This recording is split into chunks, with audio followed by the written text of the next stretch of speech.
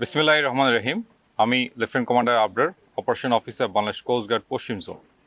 গত 2 জানুয়ারি 2026 তারিখ শুক্রবার বিকেল 3টায় সুন্দরবনের গোলকানন রিসোর্ট হতে কানুরখাল সংলগ্ন এলাকায় কাঠের বোট যোগে ভ্রমণকালে 5 জন পর্যটক, একজন মাঝি এবং রিসোর্ট মালিক সহ 7 জন ব্যক্তিকে ডাকাত মাসুম মৃধার নেতৃত্বে একটি ডাকাত দল জিম্মি করে।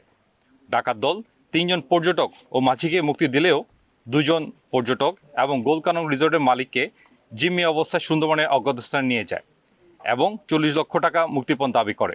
পরবর্তীতে রিসোর্ট কর্তৃপক্ষ বিষয়টি কোস্টগার্ডকে অবহিত করে। প্রাপ্ত তথ্যের ভিত্তিতে কোস্টগার্ড, নৌবাহিনী, পুলিশ ও র্যাবের সমন্বয়ে সুন্দরবনের বিভিন্ন এলাকায় সাঁড়াশি অভিযান এবং গোয়েন্দা নজরদারি জোরদার করা হয়।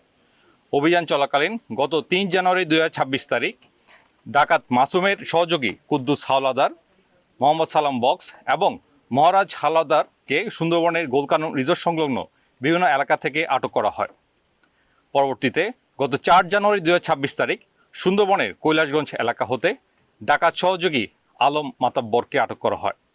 এখানে উল্লেখ্য, ডাকাতদের সাথে যোগাযোগ রক্ষা এবং জিম্মিদের নিরাপত্তার জন্য জিম্মিদের পক্ষ থেকে বিভিন্ন ধাপে আনুমানিক 1,33,000 টাকা বিকাশের মাধ্যমে প্রেরণ করা হয়।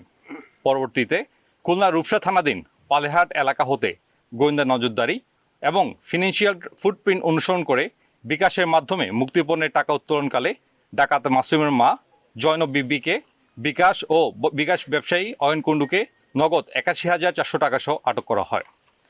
অতঃপর গত 4 জানুয়ারি 2026 তারিখ সন্ধ্যা 7টায় সুন্দরবনের গাজী ফিশারিজ সংলগ্ন এলাকা হতে ড্রোন সার্ভেলেন্সের মাধ্যমে জিম্মিকৃত 2 জন পর্যটক এবং গোলকানন রিসোর্টের মালিককে নিরাপদে উদ্ধার করা হয় এবং আটককৃত ডাকাত সহযোগীকে থানায় হস্তান্তর কার্য প্রক্রিয়াধীন রয়েছে।